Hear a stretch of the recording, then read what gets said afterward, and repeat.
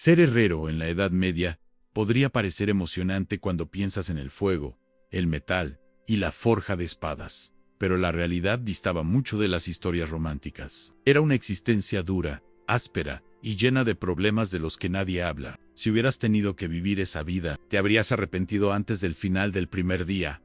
En los tiempos medievales, no te levantabas una mañana y decidías convertirte en herrero porque te parecía interesante. No existían consejeros vocacionales para ayudarte a encontrar tu pasión. Para la mayoría de los herreros, la decisión se tomaba antes de que pudieran siquiera caminar. Si tu padre trabajaba el metal para ganarse la vida, adivina qué ibas a hacer tú también. Los oficios familiares se transmitían como herencias no deseadas, y la herrería no era la excepción. A los 5 o 6 años, la mayoría de los futuros herreros ya estaban cargando carbón y operando los fuels. Tu primer paseo a caballito no era sobre los hombros de papá, sino sobre un yunque. El entrenamiento comenzaba brutalmente temprano, mientras otros niños jugaban con palos y piedras. Los jóvenes herreros en formación aprendían cómo no perder los dedos en tu mentor. Era, generalmente, tu padre o tío, quien había aprendido por las malas y creía que tú también debías hacerlo. Los errores no eran momentos de enseñanza, sino oportunidades para gritar: ¿te quemó el metal? Bien, ahora no volverás a hacer eso. Lo más impactante para nuestras sensibilidades modernas es que el entrenamiento medieval de herrería no tenía reglas de seguridad, descansos o preocupación por el desarrollo infantil. Un niño de 8 años podría trabajar 10 horas seguidas durante las temporadas ocupadas, con brazos que no eran lo suficientemente fuertes para levantar el martillo correctamente. A nadie le importaba. Sigue intentando hasta que puedas o hasta que te desplomes de agotamiento. Los registros del siglo XIV muestran que algunos aprendices de herrero comenzaban tan jóvenes como a los 7 años, con aprendizajes formales que duraban de 7 a 10 años. Esto significaba que para cuando tenías 17 años ya habías invertido 10.000 horas de trabajo metalúrgico. Tu espalda ya comenzaba a curvarse, tus manos estaban permanentemente callosas y tus pulmones dañados por el humo. El sistema de gremios medievales eventualmente proporcionó cierta estructura, pero también encerró a los herreros en jerarquías estrictas y reglas. Romper el rango o intentar cambiar de carrera era prácticamente imposible, ¿no? El sistema no fue construido para la movilidad social, sino para mantener el status quo. Así que mientras los adolescentes de hoy se estresan por las carreras universitarias, los adolescentes medievales ya eran expertos en un oficio que nunca eligieron, con habilidades de las que no podían escapar. Tu trayectoria profesional era una línea recta desde tu cuna hasta tu yunque y hasta tu tumba. Era seguridad laboral que nunca pediste, por difícil que fuera el entrenamiento. Al menos, llegabas a trabajar en condiciones cómodas, ¿verdad? Si tan solo eso fuera cierto. Imagina pasar 12 horas al día, 6 días a la semana, de pie junto a lo que equivale a un pequeño volcán. Bienvenido a la vida de un herrero medieval. La fragua no era solo caliente, era infernal. Una fragua típica de herrería necesitaba alcanzar temperaturas entre 815 y 1093 grados Celsius para trabajar adecuadamente el hierro. Eso es lo suficientemente caliente como para derretir completamente aluminio, plomo y zinc. Para ponerlo en perspectiva, eso es aproximadamente 8 a 10 veces más caliente que el día más caluroso jamás registrado en la Tierra. Tu lugar de trabajo hacía que el Valle de la Muerte pareciera un refrigerador. Los meses de verano eran particularmente brutales. Imagínate martillando junto a un fuego rugiente cuando ya hace 29 grados afuera. Los herreros medievales no tenían camisas que absorben la humedad o toallas refrescantes. Tenían lana, lino o nada en absoluto. Muchos trabajaban sin camisa y aún así sufrían regularmente de agotamiento por calor. La evidencia arqueológica de las herrerías medievales muestra que los pisos de las fraguas a menudo estaban ligeramente inclinados con canales de drenaje. Porque los herreros sudaban tan profusamente que el piso necesitaba sistemas de drenaje solo para la transpiración humana. Algunos relatos sugieren que en días particularmente calurosos, un herrero ocupado podría perder varios kilos de peso en agua durante un solo turno de trabajo. El invierno no ofrecía alivio real. El contraste entre el calor de la fragua y el aire helado creaba una tormenta perfecta para las enfermedades. Tu frente se asaría mientras tu espalda se congelaba. Toca tus herramientas con las manos desnudas y disfruta la sensación de tu piel pegándose al metal helado, luego quemándose inmediatamente cuando te vuelvas hacia la fragua. Los herreros medievales eran los originales hot pockets humanos, congelados por un lado, abrazándose por el otro. Las fluctuaciones constantes de temperatura llevaban a problemas de salud crónicos. Los registros de documentos de gremios medievales mencionan la fiebre de la fragua, una condición donde los herreros sufrían escalofríos recurrentes, sudores y problemas respiratorios por el ciclado constante de calor y frío. Sus sistemas inmunológicos se debilitaban con el tiempo, haciéndolos susceptibles a cualquier plaga o viruela que pasara por el pueblo. La ventilación era inexistente. Las herrerías tempranas a menudo se construían para atrapar el calor, no para liberarlo.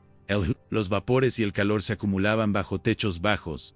El mejor control climático disponible era abrir una puerta, lo que luego provocaba corrientes de aire problemáticas que podían afectar la temperatura de la fragua. El agua era tu único mecanismo de enfriamiento. Los herreros bebían constantemente, sumergían sus cabezas cuando era posible, y aún así terminaban los turnos pareciendo que habían sido atrapados en una tormenta, excepto que todo era sudor.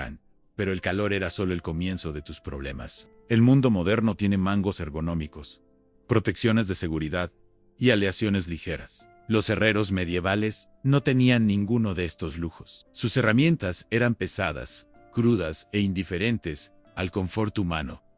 Comencemos con el martillo, el compañero constante del herrero. Un martillo típico de herrero pesaba entre 1 y 2 kilos. No suena tan mal hasta que intentas balancearlo miles de veces por día. Un herrero ocupado podía hacer cientos de clavos en un día, con cada clavo requiriendo al menos 20 golpes. Esos son potencialmente decenas de miles de kilos levantados. Cada día en tu brazo no solo se cansaba, desarrollaba su propia personalidad y rencores. Los hallazgos arqueológicos de herrerías medievales muestran evidencia de lesiones por estrés repetitivo en los restos óseos. Los herreros a menudo tenían agrandamientos óseos, donde los músculos se conectaban a su brazo y hombro dominantes, junto con vértebras comprimidas por años de encorvarse sobre el yunque. El yunque mismo pesaba entre 45 y 90 kilos, y no ofrecía perdón por los errores. Si tu martillo se resbalaba del metal que estabas golpeando, el rebote podía romperte la muñeca. Muchos herreros tenían cicatrices distintivas en sus manos y antebrazos por tales accidentes. La parte más cruel era que cuando tus herramientas se rompían, no podías simplemente ordenar reemplazos. Tenías que hacer nuevas tú mismo usando tus herramientas rotas. Imagina intentar hacer nuevas tenazas mientras sostienes metal caliente con las tenazas rotas que estás tratando de reemplazar. Era un problema del huevo y la gallina con fuego y posible mutilación. Las tenazas eran particularmente problemáticas. Hechas del mismo hierro que las piezas de trabajo, podían deformarse o romperse durante el uso. Si tus tenazas fallaban mientras sostenías una pieza de metal al rojo vivo, tenías dos opciones terribles en soltar tu trabajo y perder horas de esfuerzo, o arriesgarte a quemaduras severas tratando de salvarlo. Era como jugar papa caliente, excepto que la papa estaba a 982 grados. Y tu sustento dependía de no soltarla. El mantenimiento de herramientas consumía horas de tiempo precioso. Al final de un largo día haciendo artículos para clientes, entonces tenías que reparar y mantener tu propio equipo. Los herreros que hacían armas y armaduras para soldados rara vez tenían tiempo para hacer equipo protector para ellos mismos. El costo físico era inmenso. Las manos de un herrero se volvían tan callosas que la sensación en las puntas de los dedos disminuía. No es genial cuando tu trabajo requiere precisión. Muchos desarrollaron daño auditivo permanente por el martilleo constante. Los ojos sufrían por los fragmentos de metal que volaban y el resplandor de la fragua. Todo ese castigo físico era duro, pero lidiar con la gente podía ser aún peor. Pensarías que la gente apreciaría a alguien que literalmente podía dar forma al metal con fuego y fuerza. Te equivocarías. Los clientes medievales podrían ser las Kerens originales de la historia. Primero estaba el problema de la urgencia. Todos pensaban que su pedido era lo más importante del reino. Los granjeros necesitaban su arado arreglado antes de la temporada de siembra. Los soldados necesitaban su espada afilada antes de la batalla. Los comerciantes necesitaban reparaciones de carruajes antes del próximo día de mercado. Todos actuaban como si sus necesidades de hierro fueran enviadas directamente desde los cielos, escritas en letras doradas y entregadas por ángeles con envío prioritario. Los registros históricos de quejas de gremios muestran que los herreros fueron frecuentemente amenazados por clientes impacientes. Un documento de Londres del siglo XV menciona a un herrero siendo retenido a punta de daga hasta que terminara de herrar el caballo de un noble. Mientras el noble ya llegaba tarde a una partida a su casa, el pago era otro dolor de cabeza. Las economías medievales operaban en gran medida sin efectivo, especialmente en áreas rurales. Esto significaba que los herreros a menudo recibían pagos en bienes en lugar de monedas. ¿Necesitas alimentar a tu familia? Espero que te gusten los nabos, porque eso es con lo que el granjero Juan te está pagando. Hoy en un registro del libro de contabilidad de un herrero alemán del siglo XIV muestra que aceptó 3 pollos, una rueda de queso y la promesa de heno futuro como pago por un conjunto completo de herramientas agrícolas. Hablando de promesas, valían menos que el aire usado para hablarlas. Te pagaré el próximo día de mercado. Era código medieval para o atrápame, si puedes, la recollection. De deudas no era cuestión de hacer llamadas telefónicas. Significaba rastrear físicamente a alguien en un mundo sin direcciones o identificación. La jerarquía social empeoraba las cosas. Los nobles y el clero esperaban servicio prioritario y descuentos, o a veces trabajo gratuito por el honor de servirles. Rechaza las demandas de un caballero, y podrías encontrarte explicando por qué al señor local. O peor, lidiando con hombres armados que regresaban después del anochecer. Las herreras, sí, existían, especialmente viudas que heredaban herrerías, enfrentaban un trato. Aún peor, los registros muestran que las herreras a menudo tenían que cobrar menos mientras lidiaban con clientes que cuestionaban constantemente sus habilidades. Los peores clientes eran aquellos que se consideraban expertos, se quedaban alrededor de la fragua ofreciendo consejos no solicitados mientras trabajabas. El amigo de mi tío era herrero en el condado vecino y siempre golpeaba el metal más fuerte. Que eso nada mejoraba el trabajo del hierro como consejos no solicitados de alguien cuya experiencia más cercana a la metalurgia era quemar sopa. Pero al menos todo este acoso de clientes resultaba en pago adecuado, ¿verdad? Bueno, sobre eso hoy damos por sentado el pago nace trabajo. Recibes dinero en simple para los herreros medievales. La compensación era un juego confuso y frustrante de adivina que obtendré hoy ahí.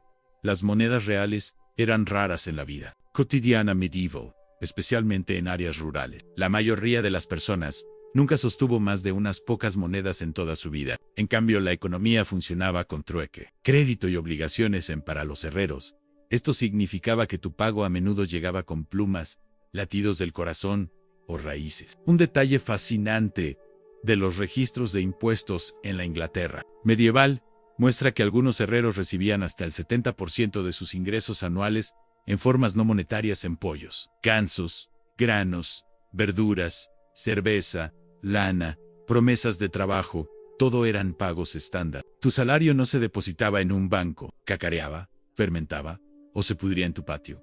Esto creaba problemas prácticos. Un pollo podría escaparse antes de que llegases a casa. El grano podía echarse a perder en clima húmedo. ¿Y cuántas coles puede comer una familia? El herrero esencialmente se convertía en un comerciante a pequeña escala, teniendo que intercambiar los bienes recibidos por cosas que realmente necesitaba. El sistema de crédito era aún más problemático. Muchos clientes simplemente anotaban sus deudas en palos marcados o en libros de contabilidad rudimentarios. Algunos herreros rurales tenían deudas pendientes de clientes que se extendían por décadas. Los registros históricos de varias ciudades europeas muestran a herreros en la parte superior de las listas de acreedores en testamentos, lo que significa que las personas morían todavía debiéndoles por trabajo completado años antes. El pago estacional creaba pesadillas de flujo de efectivo. Los granjeros pagaban después de la cosecha, lo que significaba que los herreros podían pasar meses sin ingresos significativos a pesar de trabajar constantemente. El invierno era especialmente todos necesitaban trabajo de metal, pero nadie tenía nada que intercambiar hasta la primavera. El estatus no equivalía a riqueza. A pesar de ser esencial para la sociedad medieval, los herreros rara vez se volvían ricos. La evidencia arqueológica muestra que mientras los herreros urbanos que trabajaban para la nobleza o el ejército podían acumular cierta riqueza, el herrero rural promedio vivía modestamente en sus hogares. Contenían pocas comodidades más allá de sus herramientas. Los recaudadores de impuestos empeoraban las cosas. Los herreros eran objetivos visibles y estacionarios para la tributación. Sus talleres no podían esconderse, y sus ingresos eran más fáciles de evaluar que muchas otras profesiones. Los registros de varias ciudades medievales europeas muestran que los herreros fueron grabados a tasas efectivas más altas que los comerciantes que realmente ganaban más. Incluso los pagos que parecían confiables no lo eran. El señor local podría pagarte, reduciendo tus impuestos o protegiendo tu tienda. Protección que nunca pediste de amenazas que podrían no existir. Era como una estafa de seguro medieval. Excepto que el gángster tenía permitido legalmente portar una espada y era dueño de tu casa allí. Como si todos estos dolores de cabeza financieros no fueran suficientes. Había algo aún más preocupante sobre la rutina diaria del herrero que afectaba cada respiración que tomaban. Todos los trabajos tienen peligros, pero los herreros medievales enfrentaron un asesino silencioso con cada respiración. El Ira, en una herrería no era solo incómodo, era mortal. Con cada golpe del metal caliente, partículas microscópicas volaban al aire. Estos pequeños pedazos de óxido de hierro, polvo de carbón y metales se asentaban en los pulmones. Sin protección respiratoria, los herreros inhalaban este cóctel tóxico diariamente. Sus fosas nasales eran básicamente las primeras aspiradoras sin filtro del mundo, succionando todo lo que producía la fragua. En el carbón vegetal, o el carbón, usado para calentar la fragua, liberaba monóxido de carbono, un gas incoloro e inodoro que lentamente envenenaba al herrero. En talleres pequeños, estos niveles causaban dolores de cabeza, mareos y confusión, síntomas descartados como cansancio. ¿Está girando la habitación? ¿O es solo lunes? Era una broma común de herrero, excepto que nadie se reía para el viernes. Los vapores metálicos eran aún peores. Al trabajar con aleaciones de plomo o cobre, los herreros respiraban vapores que dañaban sus sistemas nerviosos. Sus cuerpos se convertían en bancos de metales, donde los depósitos solo entraban, nunca salían. Los registros muestran que los herreros a menudo morían más jóvenes que otros oficios. Un estudio de registros de entierro de una ciudad inglesa del siglo XIV reveló que la edad promedio de muerte para herreros era de 47 años, comparado con 59 para sastres y 62 para el clero. El clero oraba por el cielo, mientras los herreros obtenían boletos de admisión temprana. La mayoría de los herreros sabían que algo en su trabajo los enfermaba. Podían ver cómo los maestros mayores luchaban por respirar, cómo los aprendices desarrollaban toses que nunca desaparecían. Algunos ataban telas alrededor de sus caras, pero estas máscaras crudas hacían poco contra las partículas más peligrosas. Pero los problemas respiratorios eran solo una de las luchas diarias del herrero en los talleres de herrería medievales. No habrían pasado ni una sola inspección de seguridad moderna, sin señales de advertencia, sin barandillas, sin equipo protector. Solo metal caliente, herramientas afiladas y carne humana. La única característica de seguridad eran tus reflejos. Y esos se volvían más lentos con cada jarra de cerveza. Después del trabajo, las quemaduras encabezaban la lista de lesiones diarias. Estas no eran chamuscaduras menores. Estamos hablando de quemaduras serias por metal calentado a más de 500 grados. Los brazos del herrero típico llevaban un mapa de cicatrices de décadas de encuentros cercanos con hierro caliente.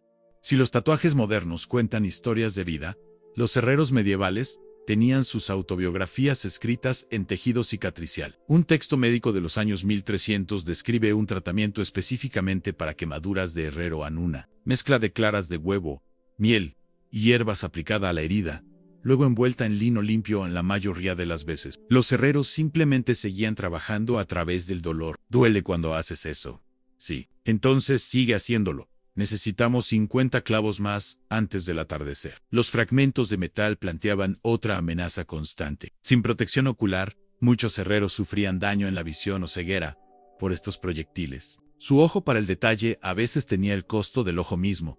Cuando ocurrían lesiones, la atención médica era primitiva, en el mejor de los casos. Las heridas serias a menudo se infectaban, llevando a envenenamiento de la sangre. La amputation era a veces el único tratamiento para extremidades aplastadas, realizada sin anestesia, usando la misma fragua para calentar la cuchilla, para cauterizar a muchos. Herreros desarrollaron sus propios remedios populares. Las pomadas especiales para quemaduras eran secretos familiares estrictamente guardados, transmitidos junto con las técnicas de forja.